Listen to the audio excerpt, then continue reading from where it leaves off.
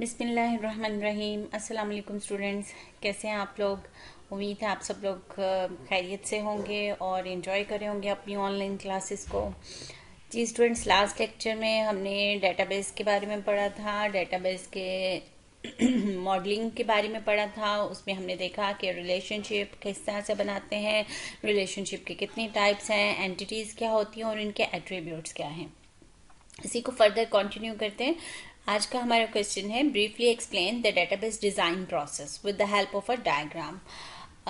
With the help of a diagram, ये नीचे D diagram भी इसने बना के बताई हुई है कि हम किस तरह से डेटा को डेटाबेस डिज़ाइन किस तरह से करते हैं। सबसे पहले प्लानिंग का स्टेप है, फिर एनालिसिस, उसके बाद लॉजिकल डेटाबेस का डिज़ाइन बनाया जाता है, ठीक है, जिसको कॉन्सेप्चुअल मॉडल भी कहते हैं। इसमें लॉजिकल डिज़ाइन होगा और फिजिकल डिज़ाइन, और उसके बाद डेटाबेस की इम्प्लीमेंटेशन आती है, उसके बाद डेटा रिपोजिटरीज। स्टूडेंट्स, अब हम इन स्टेप्स को डिटेल से देखते हैं। सबसे पहले है जी planning. The planning starts when a customer requests to develop a database system. It consist of various activities. Students, planning का स्टेप तब स्टार्ट होता है जब हमें कोई कस्टमर आके कहता है, सॉफ्टवेयर इंजीनियर को कहता है कि मैं डेटाबेस बनाना चाहता हूँ, और ये स्टेप जो है ये प्लानिंग का स्टेप है। इसमें डिफरेंट एक्टिविटीज़ होंगी जिसमें हम आइडेंटिफाई करेंगे कि what we want to do, what is the scope of the system, ठीक है, सिस्टम का स्कोप क्या है, हम क्या करना चाहते हैं, what features will be included in the database. These activities, ये consists of various activities हैं इसके अंदर। These activities are used to identify the resource needed to develop the system. इसमें हम ये देखते हैं कि हमें सिस्टम डेवलप करने के लिए क्या क्या चीज़ें चाहिए होंगी, क्या क्या सोर्सेज चाहिए हैं। It also identifies the time limits for the completion of the system. और इसी स्टेप में हम ये भी प्लानिंग कर लेते हैं कि हमारे सिस्टम को इतना टाइम चाहिए, इतने रिसोर्सेज हमें चाहिए, और इस टाइम स्केल में हम अपना कंप्लीट करना चाहते हैं। मतलब प्लानिंग फेज में हम, ये फर्स्ट स्टेप है जिसके अंदर हम टोटल प्लानिंग करते हैं अपने सिस्टम की। Second is the analysis. Analysis phase is use to study the current system in detail. Students, आपको याद होगा SDLC जो हमने फर्स्ट चैप्टर में पढ़ा था फर्स्ट ईयर में, सिस्टम डेवलपमेंट लाइफ साइकिल, उन स्टेप्स को हम यहाँ पे भी अप्लाई कर सकते हैं। First is the preliminary investigation and the second phase is the analysis. Need analysis हम कह सकते हैं। इसमें हम करंट सिस्टम को डिटेल से स्टडी करेंगे। It identifies how the current system works, where the improvement are required, कि अभी जो आप सिस्टम है वो किस तरह से चला रहे हैं, उसमें क्या क्या इम्प्रूवमेंट रिक्वायर्ड है। It includes a detailed study of various operations performed in the system. Different operations system पे perform करके different procedures के through हम data gather करते हैं और फिर analysis report देते हैं।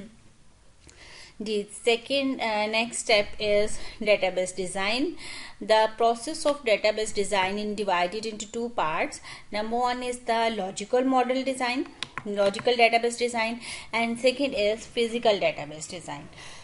Logical model describes the data stored in the database. It contains the definitions of the data to be stored in database. It also contains the rules and informations about the structure and type of data.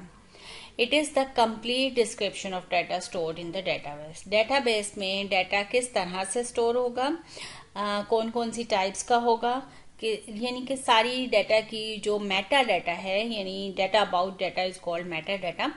तो data के बारे में सारी information, उसकी definition, किस किस्म का data होगा, कितना डाटा होगा, हर डाटा की टाइप क्या होगी, और कौन कौन से रूल्स लगाए जाएंगे, इंटीग्रिटी रूल्स, और सिक्योरिटी के लिए कौन कौन से रूल्स लगाए जाएंगे, ये सारा कुछ लॉजिकल डिज़ाइन में हम डिस्क्राइब करते हैं।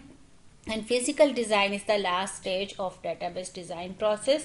The major objective of physical design is to implement the database as a set of records, files, indexes and other data structures. इसके अंदर हम records और files की सूरत में data को save करते हैं और maintain करते हैं.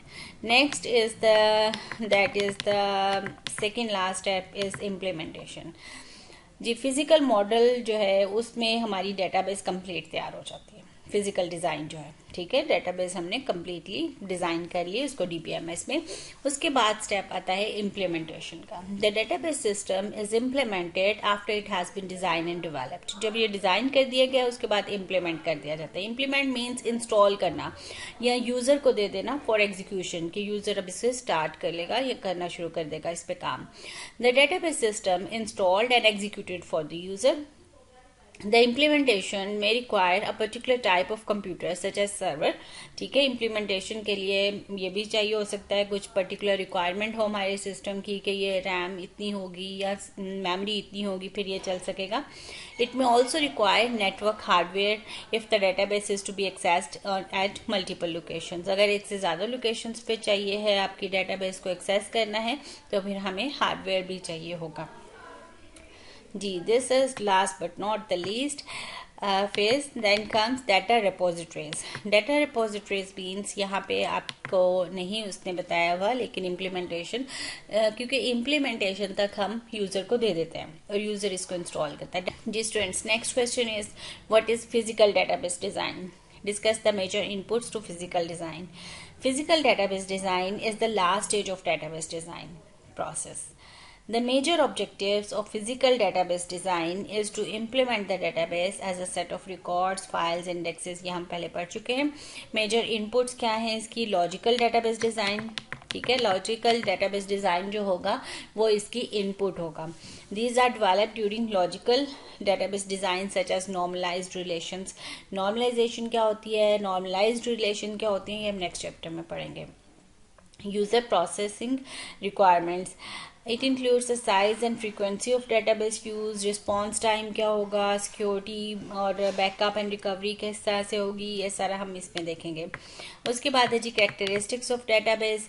It includes the characteristics of DBMS and components of computer operating system, ठीक है। कंप्यूटर ऑपरेटिंग सिस्टम इन्वायरमेंट में क्या क्या कैरेक्टरिस्टिक्स, क्या क्या कंपोनेंट्स हैं, ये सारी डेटाबेस डिज़ाइन की इनपुट्स हैं, ठीक है। कि हमें ये लॉजिकल डिज़ाइन का पता होना चाहिए, यूज़र की क्या क्या रिक्वायरमेंट है और डीबीएमएस जो हम यूज़ कर रहे हैं उसकी क्या कैरेक्टरिस्टिक्स हैं, वो क्या काम कर सकता है और क्या काम नहीं कर सकता।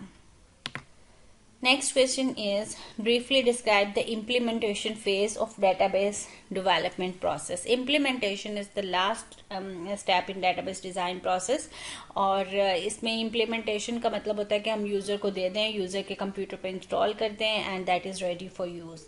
The database system is implemented after it has been designed and developed. The database system installed and executed for user. The implementation may require a particular type of computer such as server. It may also require network hardware if the database is to be accessed on the multiple location. ये हम पहले पढ़ चुके हैं इसलिए मैंने इसको तेजी से पढ़ा है। नेक्स्ट देखें, the database administrator and network administrator may have to work together to implement the system successfully. Database administrator और network administrator ये दोनों मिलके डेटाबेस को इम्प्लीमेंट करेंगे। Users are provided with authorisation defined by their manager, और users को क्या क्या ऑथराइजेशन देनी है ये मैनेजर डिसाइड करेगा। जैसे अगर आपने कोई स्टूडेंट्स की डेटाबेस बनाई है जिसमें स्टूडेंट का नाम, रोल नंबर, फादर नेम, उनका फ़ोन नंबर और एड्रेस है, अब ये प्रिंसिपल ने डिसाइड करना है कि स्टूडेंट्स को क्या ऑथराइजेशन देनी है, कि क्या वो अपना सारा डाटा देख सकेंगे, बाकी स्टूडेंट्स का भी देख सकेंगे या सिर्फ अपना देख सकेंगे, और क्या वो इसको डिलीट कर सकते हैं या एडिट कर सकते हैं या नहीं कर सकते। ये सारे जो राइट्स हैं ये मैनेजर डिसाइड करेगा या प्रिंसिपल डिसाइड करेगी। The authorisation and permissions enable the user to perform authorised task using database facilities, ठीक है। ये सारी ऑथराइजेशन का मतलब है कि यूजर्स को परमिशन देना कि वो क्या क्या काम कर सकते हैं। The database servers and users में be thousands of kilometres apart in distributed computer environment.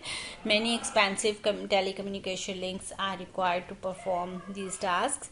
Nadra and Crick Info are two examples of this type of database.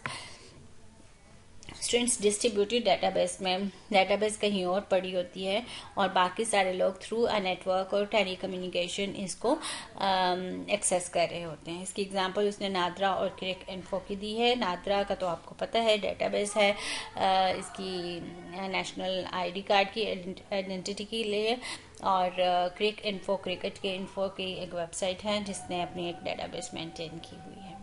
Students आज के लिए इतना काफ़ी है, हमारा 3rd चैप्टर कंप्लीट हो गया है। इसको पढ़ें और इसके बारे में अगर कोई क्वेश्चन हो तो आप कमेंट्स में पूछ सकते हैं या फिर मुझे व्हाट्सएप कर सकते हैं। Thank you.